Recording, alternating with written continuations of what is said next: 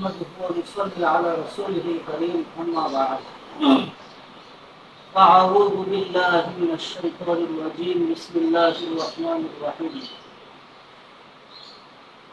اقرأ باسم ربك الذي خلق خلق الإنسان من علق اقرأ وربك الأكرم الذي خلق الإنسان وكرم وقال رسول الله صلى الله عليه وسلم خيركم من تعلم القرآن وعلم أو كما قال النبي عليه الصلاة والسلام طلب العلم فريضة على كل مسلم أو كما قال عليه الصلاة والسلام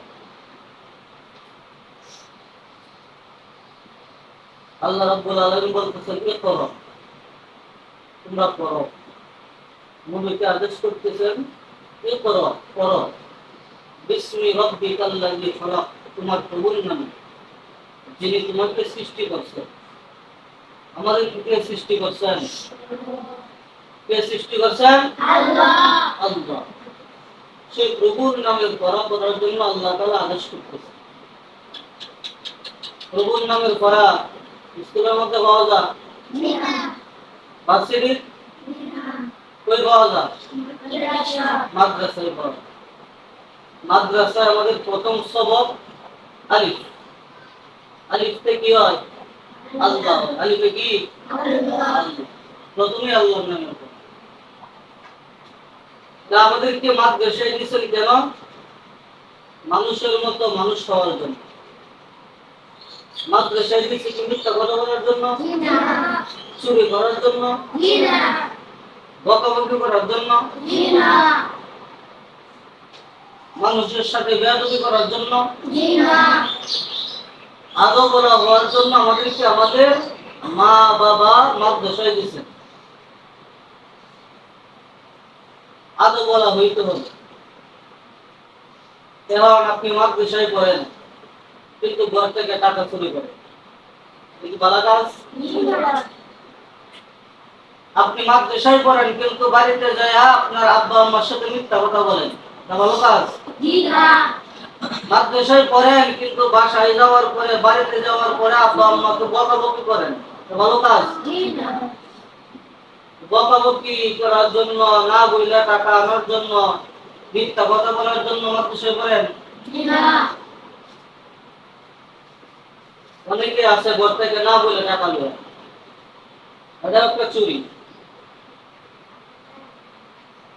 বাড়িতে যায় আব্বা আমারে বকাবকি করে গালিগালাজ করে হচ্ছে কবিরা গুনাহ কি গুনাহ কবিরা গুনাহ আল্লাহ রাসূল বলেন কেউ যদি একটা কবিরা গুনাহ করে কয়টা কবিরা গুনাহ একটা কবিরা গুনাহ যদি কেউ করে তাহলে কমপক্ষে ৭০০০ বছর জাহান্নামের আগুনে জ্বলবে একটা কবিরা গুনাহ লাগে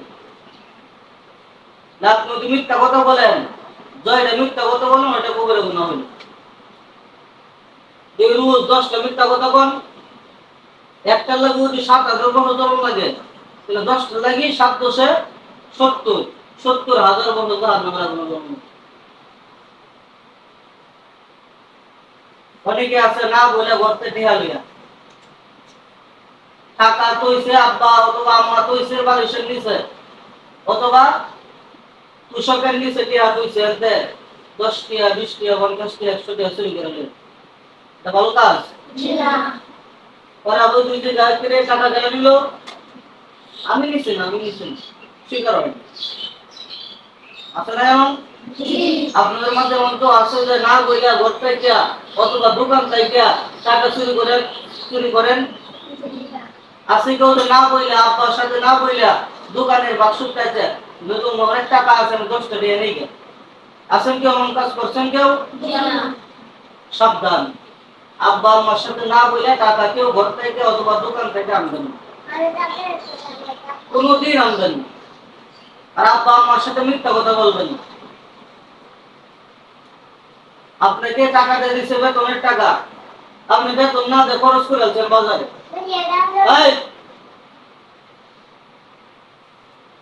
অথবা 10 টাকা খামের লাগিয়ে দিছে আরো 10টি আপনি না বলে ঘরতে লয়ে এলেন এমন কাজ করা যাবে করা যাবে যে কোনো সময় টাকার প্রয়োজন হইলে আব্বার কাছে বলবেন যে আমার 10টা টাকার দরকার, অথবা আমার 20টা টাকার দরকার, অথবা আমার তো মন চাইছে 10 টাকা দিয়ে একটা চিপস খাইতাম, 20 টাকা দিয়ে একটা বিস্কুট খাইতাম, তা আব্বার সাথে বইলে আনবো অথবা আম্মার সাথে বইলে আনবো।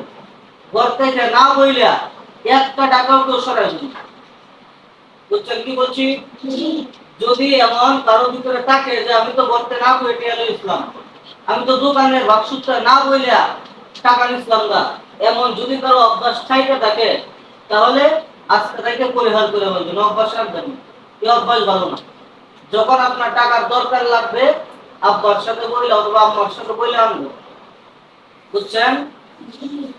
মাদ্রাসায় যারা পড়ে, আল্লাহ রাসূল বলেন যখন আপনি মাদ্রাসার উদ্দেশ্যে ঘর থেকে বের হইলেন, ঘর থেকে যখনই মাদ্রাসার উদ্দেশ্যে বের হইলেন, ব্যাগটা কাঁধে নিয়ে বের হইলেন যে আমি মাদ্রাসায় যাইতেছি, তখন তাইকাই রহমতের ফেরেশতারা ফেরেশতাদের ডানাগুলা পাখাগুলা আপনার পায়ের নিচে বিছায়। সুবহানাল্লাহ। তাহলে আপনারা খুবই সম্মানিত, খুবই দামি। হাদিস করছেন না, খায়রুকুম মান তাআল্লামাল কুরআনা ওয়া আল্লামা। তোমাদের মধ্যে ওই ব্যক্তি সর্বোত্তম যে কোরআন শিখে এবং শিখায়, নিজে শিখে এবং আরেকজনকে শিখায়, সর্বোত্তম।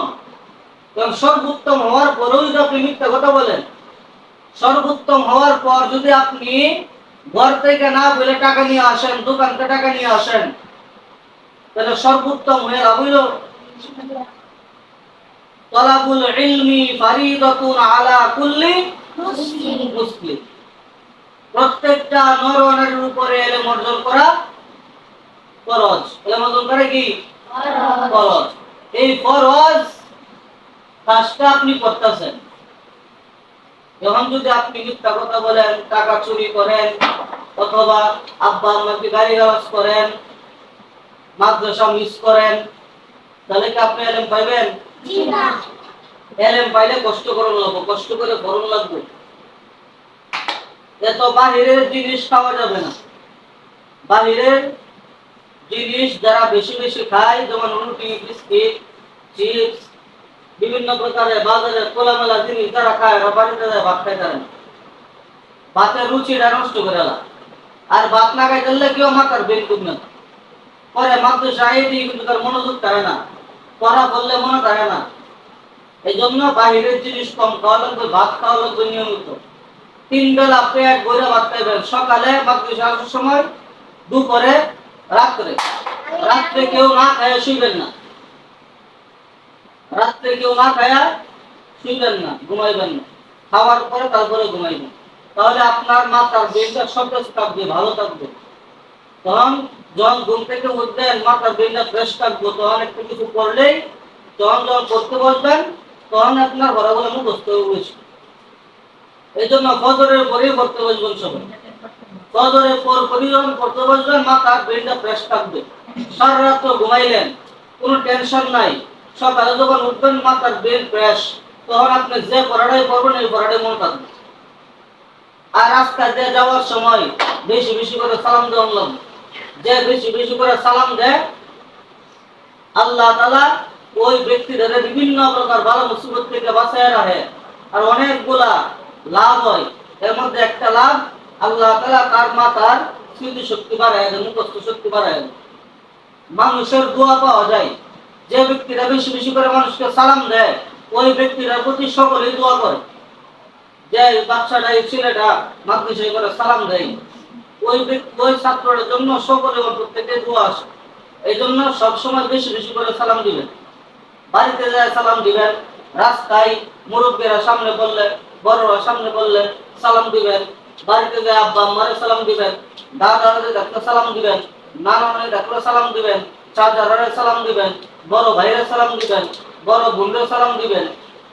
সালাম দিয়ে এলাম। সালাম দিলে লাভ আছে না? যে ব্যক্তি সালাম দেয়, আসসালামু আলাইকুম, এতটুকু বলে তার আমলনামায় 10টা সওয়াব লেখা হয়। কয়টা সওয়াব? 10টা। যে ব্যক্তি বলে আসসালামু আলাইকুম ওয়া রাহমাতুল্লাহ, ওই ব্যক্তির আমলনামায় 20টা সওয়াব লেখা হয়। কয়টা? যে ব্যক্তি বলে আসসালামু আলাইকুম ওয়া রাহমাতুল্লাহি ওয়া বারাকাতুহু, ওই ব্যক্তির আমলনামায় 30টা সওয়াব লেখা হয়। কয়টা? 30। সালাম দেওয়ার সময় পুরোটাই দিবেন আসসালামু আলাইকুম ওয়া রাহমাতুল্লাহি ওয়া বারাকাতুহু।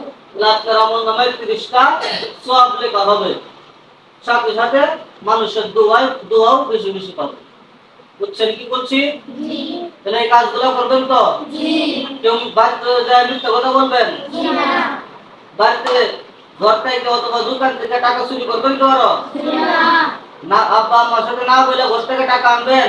জি না। আব্বা আম্মারে গালিগালাজ করবেন? জি না। সকলে আব্বা আম্মার কথা মানবেন। বুঝছেন? জি। তাহলে আপনার ইলম বাড়বো, মাথার স্মৃতিশক্তি বাড়বো, মুখস্থ শক্তি বাড়বো, আপনি হাফেজ হইতে পারবেন, আপনি আলেম হইতে পারবেন, আপনি জীবনে সফলতা পাইবেন। বুঝছেন সবাই? জি। কাজগুলো করবেন তো? জি। আর সঠিক সময় পড়তে বসবেন। মাদ্রাসা ছুটি হওয়ার পরে বাসায় যায়া গোসল করবেন, হাত মুখ ধুয়ে একটু বিশ্রাম নেবেন, আসরের নামাজ পড়বেন, আসরের নামাজ করে খেলাধুলা করলেন, মাগরিবের আগে আগে আবার উযু কইরা মাগরিবের নামাজ পড়ে পড়তে বসবেন। একবারে এশার নামাজের আগ পর্যন্ত পড়বেন। তারপরে এশার নামাজ করে খাওয়া দাওয়া করে তারপরে শুইবেন। বুঝছেন? নামাজ পড়তে হবে, বাড়িতে যায় নামাজ পড়তে হবে। আপনি নামাজ পড়লে আপনার দেখা দিয়ে আপনার আব্বা নামাজ পড়বো। আমার ছেলেটা ছোট ছেলেটা নামাজ পড়ে, আমি নামাজ পড়ি না, শরমের বিষয়। শরমে হলেও নামাজ আপনার আব্বা পড়বে। আর আব্বা যাদের আব্বার মুখে দাড়ি নাই, দাড়ি রাখার জন্য বলবেন যে আব্বা দাড়ি কেমন লাগবো। দাড়ি রাখা সুন্নত, দাড়ি রাখা এমন একটা সুন্নত যা ওয়াজিবের সমতুল্য। যে ব্যক্তি দাড়ি কাটেলা, যে ব্যক্তি দাড়ি ক্লিন করে শেভ করে, তার 24টা ঘন্টায় গুনাহ। এই জন্য আব্বারে বলবেন দাড়ি কেমন লাগবো, নামাজ পড়ন লাগবো। আম্মারে বলবেন নামাজ পড়ন লাগবো।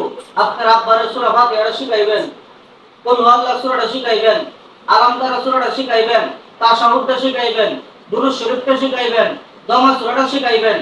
যে আব্বা এইভাবে আমার সাথে সাথে শিখতে লাও, শিখে নামাজ পড়। বুঝছেন? আপনি যারা নামাজ পড়বেন, নামাজ কাজা করবেন না। যারা 5 ওয়াক্ত নামাজ পড়ে এদের ব্রেনটাই আরো ভালো থাকে, পরিষ্কার থাকে। এরা ব্রেনের মধ্যে আল্লাহ তাআলা বরকত দেয়। এরা অতি সহজে হাফেজ হয়ে যাবে। যারা 5 ওয়াক্ত নামাজ পড়বো তাদেরকে আল্লাহ তাআলা তাদের মন মেজাজ সবগুলাই করার মধ্যে রাখবে। এজন্য সবাই এই কাজগুলো করবে। বুঝছেন তো? জি। আল্লাহ রাব্বুল আলামিন সকলকে তৌফিক দান করুন। সকলে বলেন আমিন। আমিন।